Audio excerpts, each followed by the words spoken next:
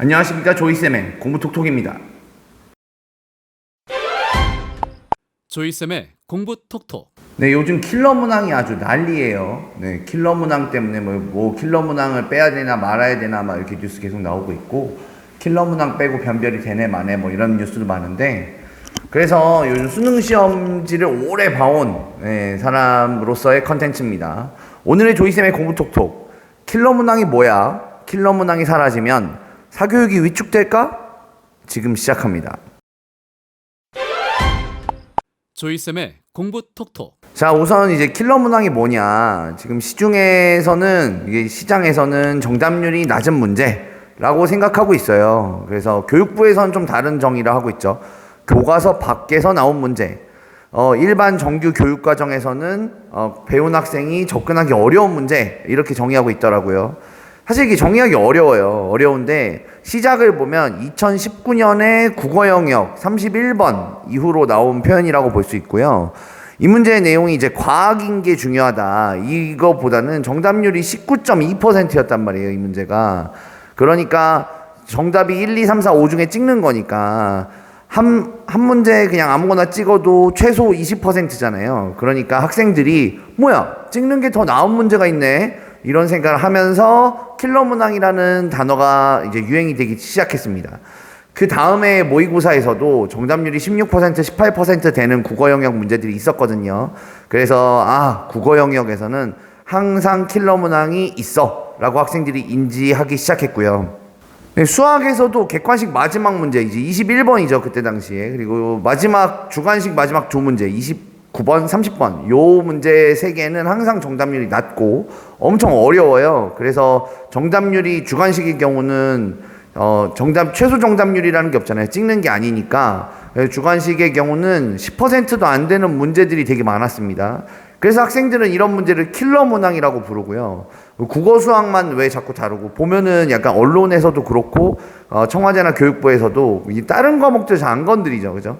이유가 뭐냐면 영어 문제나 사회탐구, 과학탐구 문제는 국어 수학에 비해서는 좀 정답이 잘 나오고 어려운 문제를 킬러 문제라고 부르기도 합니다. 영어에서도 킬러 문항이다, 사회과학에서도 킬러 문항이다 하는데 보통 이제 30% 전후 이런 정답률까지는 나옵니다. 조이쌤의 공부톡톡. 자, 그럼 킬러 문항이 필요하냐? 이 킬러 문항이라는 말이 저는 좀 비교육적인 단어라고 생각하고, 변별을 하려면 어려운 문제, 그러니까 고난이도 문제는 굉장히 필수적입니다. 왜냐하면 우리나라의 재학생들이 23년 현재 기준으로 이제 30만 후반대 정도 되거든요. 37만 정도 될 거예요. 재수생은 13만, 15만 정도 예상하고 있어요. 그러면 대충 그냥 퉁 쳐서 재학생은 한 30만, 재수생 한 15만 해가지고 한 45만이라고 쳐보자고요. 서울대학교 정원이 3,000명이거든요. 흔히 말하는 서울대에서 건동홍숙 뭐 요 정도 라인까지 합치면 한 6만 명 정도 되고요. 그러면 서울대 간 학생들을 변별한다고 치면 45만 중에 3,000명을 변별해야 하니까 0.66%가 변별돼야 돼요. 그러니까 사실 정답률 10% 미만의 문제들이 좀 많아야 돼요. 한 문제로는 또 안 되죠. 여러 문제가 있어야 변별이 되죠. 그리고 인서울에 이름 있는 학교들, 아까 말씀드렸던 건동홍숙 라인까지 6만 명을 변별하려면 45만 중에 6만 명이니까 13% 정도를 변별해야 돼요. 어려운 문제가 많이 필요하죠. 당연히 많이 필요한 거예요.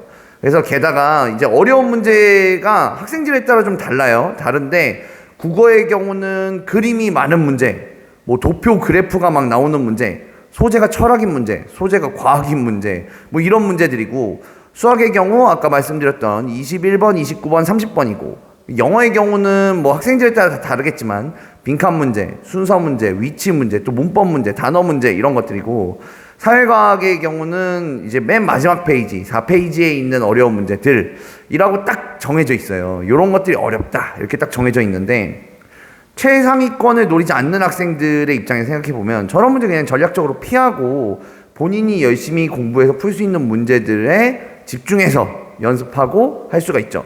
이거 되게 비교육적인 거 아니냐, 다 풀어야지. 그냥 아니죠. 저는 아니라고 생각합니다. 왜냐하면 사교육을 받지 않았거나 늦게 사교육을 받기 시작했거나 공부할 마음을 늦게 품은 학생이 있다고 생각해 보자고요. 고등학교 2학년 때 공부 시작해야겠어, 이런 학생들 많거든요.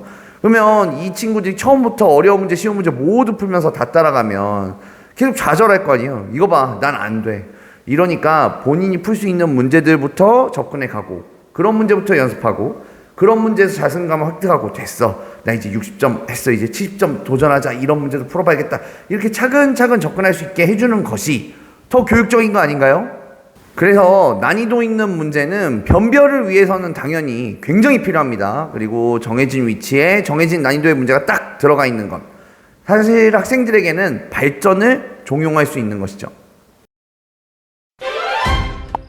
조이쌤의 공부 톡톡. 자, 그러면 이제 정부에서 노리는 킬러 문항이 사라지면 사교육이 위축되냐, 사실 이게 킬러 문제가 뭐냐, 필요가 있냐 없냐, 뭐 이런 거 다 떠나서 그냥 킬러 문제들이 다 제거됐을 때 우리 대통령님 원하시는 대로 사교육이 다 없어지면 뭐 됐죠. 뭐 킬러가 뭐든, 킬러가 필요 있든 없든 어쨌든 킬러를 다 빼서 사교육이 위축된다면 대통령이 원하시는 대로 출산율도 올라가고 사교육 지출 부담도 떨어지고 하니까요.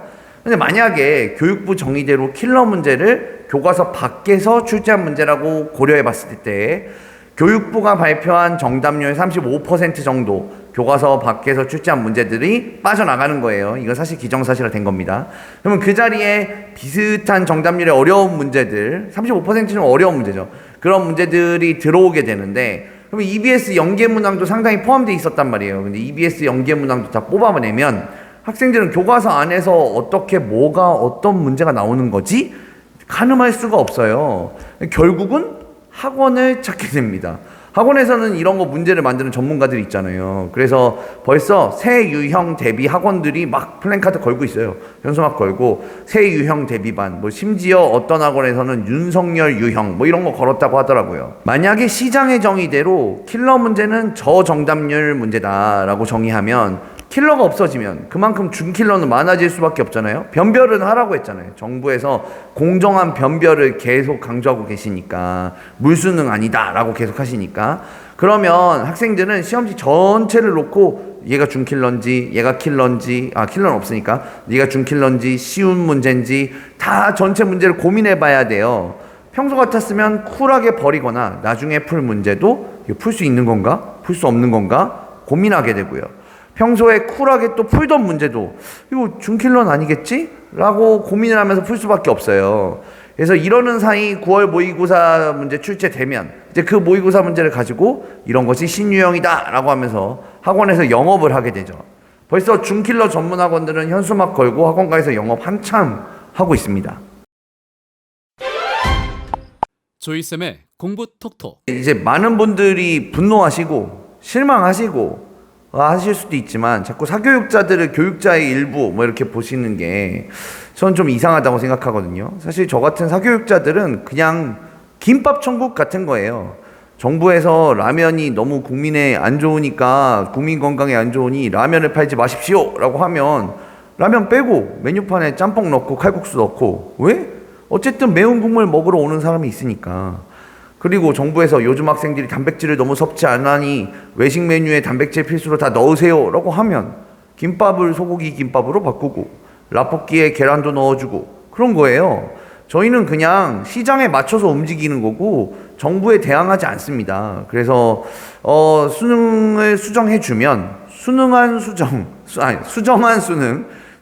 수능에 맞춰서 사교육이 생기고, 수능을 없애면 없어진 수능에 맞춰서 이제 내신 전문 사교육들이 막 생기겠죠. 이게 고객이 있으니까 저희가 영업을 하는 거예요. 우리나라는 대입을 구슬치기로 바꾼다고 해도 구슬치기 학원들이 왕창 생길 겁니다.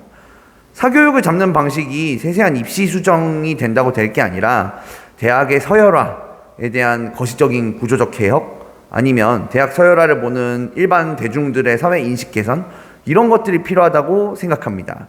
오늘도 대통령에 대한 충심이 가득한 조이쌤의 공부톡톡이었습니다. 좋아요와 구독. 땡큐 땡큐.